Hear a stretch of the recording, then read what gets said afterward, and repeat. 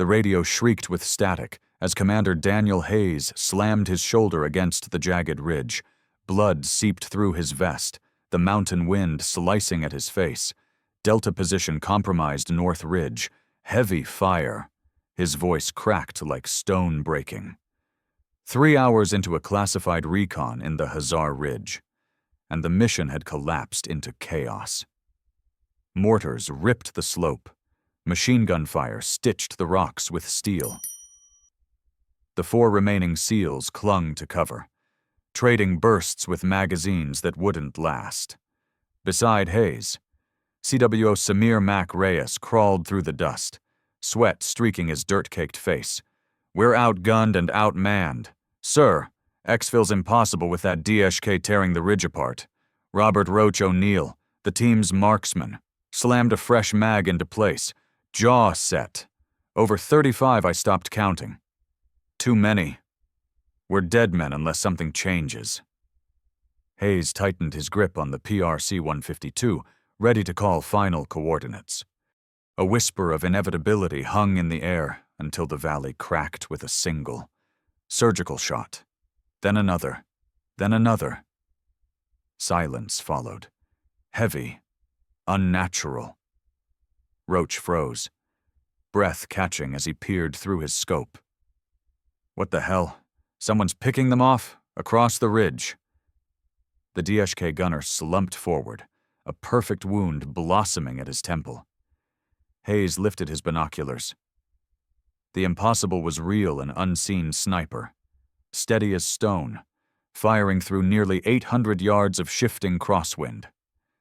Mac's voice cut low over the radio, sharp with disbelief. "Unknown sniper, identify yourself." No answer, only another flawless shot and the chilling certainty that someone out there was watching them. And right here before the truth of that ghost sniper unfolds, let me ask you, where are you watching this story from? Drop your city or country in the comments. I read everyone. And if you don't want to miss the hidden heroes we uncover each week, hit subscribe and join us.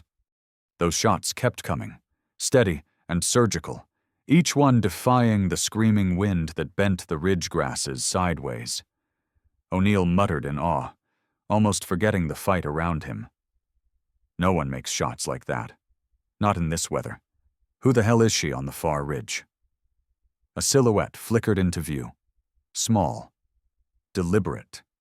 Carrying what looked like a modified M40A5. Sunlight caught a strand of hair slipping from beneath a faded cap before she ducked. Moved. And reappeared with seamless precision. For a breathless second. She looked straight at Hayes' team across the valley. Then she lifted one gloved hand in a silent salute and slid back behind the rocks. Mac's voice cracked. "That's a woman." Disbelief tangled with fear. Then hope. Hayes didn't hesitate. "This is it. Move to Charlie extraction now." The SEALs pushed through the narrow pass, boots pounding gravel, hearts hammering. Behind them, her rifle cracked again and again, cover fire from a ghost, cutting down any insurgent daring to pursue. Dust plumed as an MH-60M Blackhawk dropped toward the landing zone, rotor wash whipping the valley. Hayes turned for one last scan.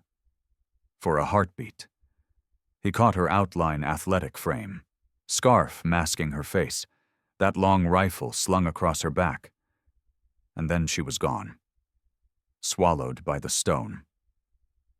The team lifted off, but the question clung to every man aboard: who was their unseen savior, and why was she watching them back at the forward base?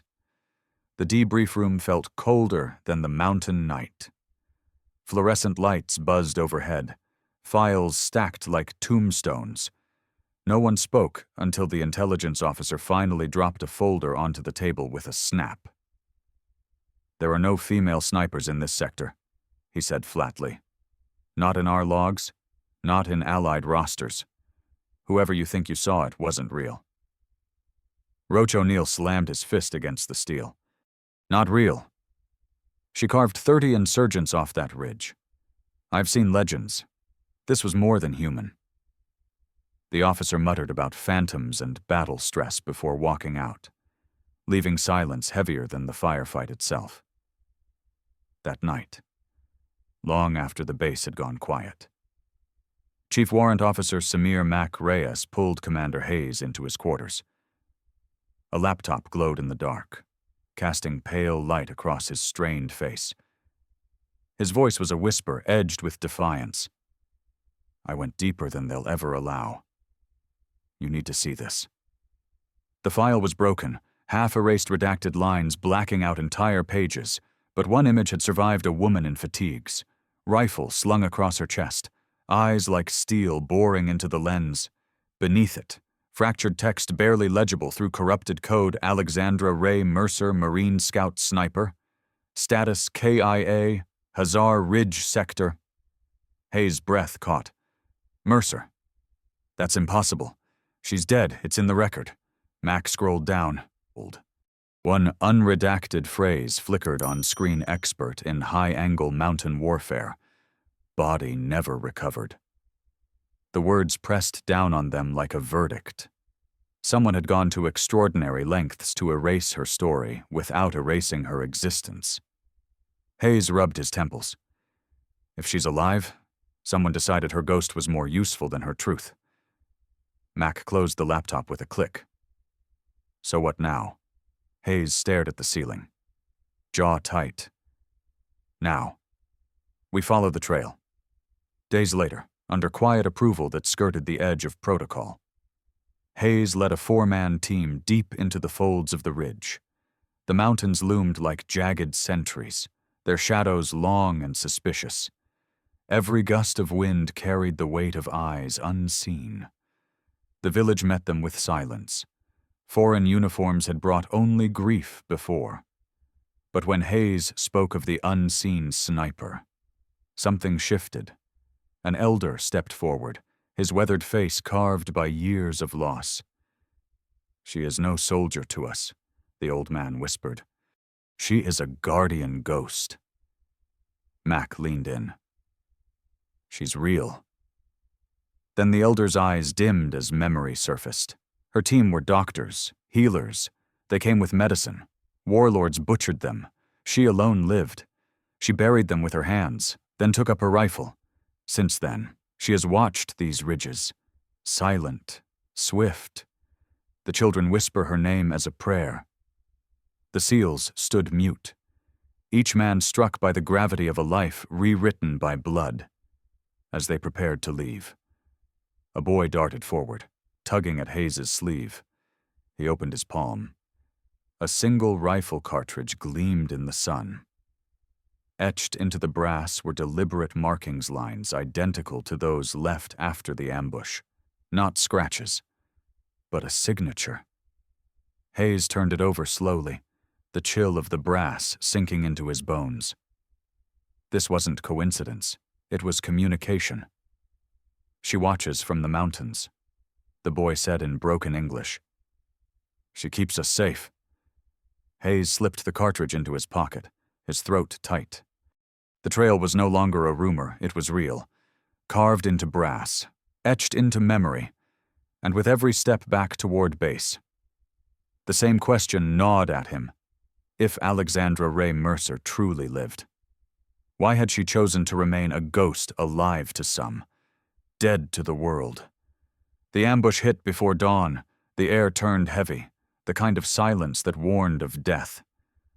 Then fire erupted from the ridgeline, tracers carving lines of fire into the camp. Men scrambled for cover, radios screeched, the mountains themselves roaring with gunfire. Hayes barked orders, returning fire alongside his men. But they were outnumbered, pinned tight against the rocks. Dust stung their eyes, and each second stretched into eternity. And then her rifle spoke, the same sharp, surgical cadence as before, cutting through the chaos.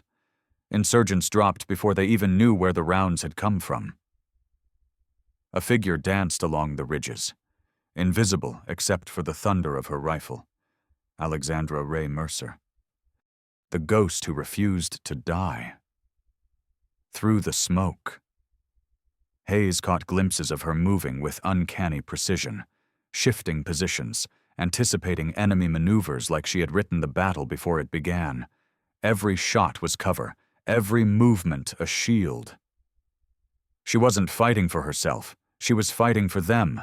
When the Black Hawk arrived overhead, its rotors chopping the mountain air, the team seized the opening.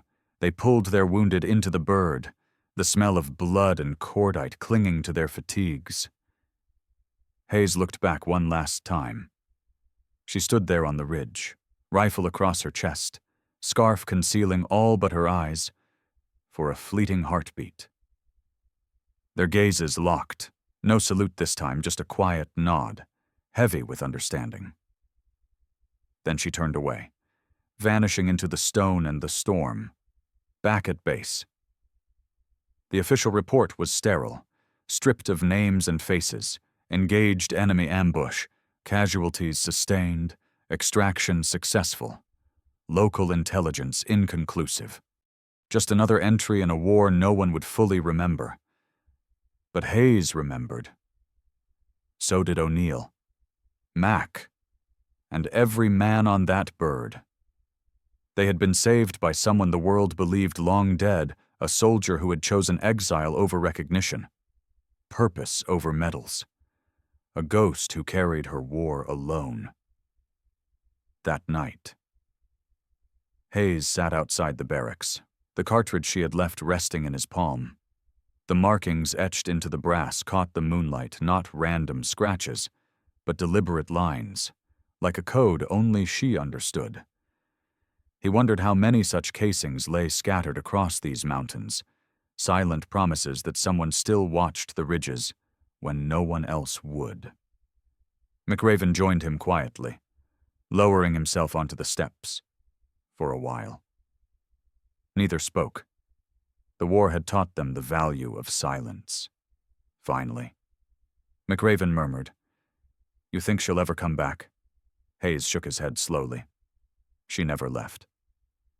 And in that answer lay the truth. Heroes weren't always the ones paraded across headlines, their names carved into stone. Sometimes, they were the ones who carried on unseen, who gave up everything, including their very identity, so others could live. As dawn broke over Corin Ridge, the light painting the mountains gold, Hayes felt the weight of what they had witnessed. Not just survival, but sacrifice. Not just a ghost, but a guardian.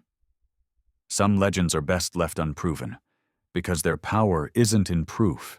It's in the way they remind us what courage looks like when no one is watching. True service isn't about recognition. It's about protecting others, even if no one ever knows your name. Sometimes the greatest warriors are the ones who choose to remain in the shadows, so others can walk in the light.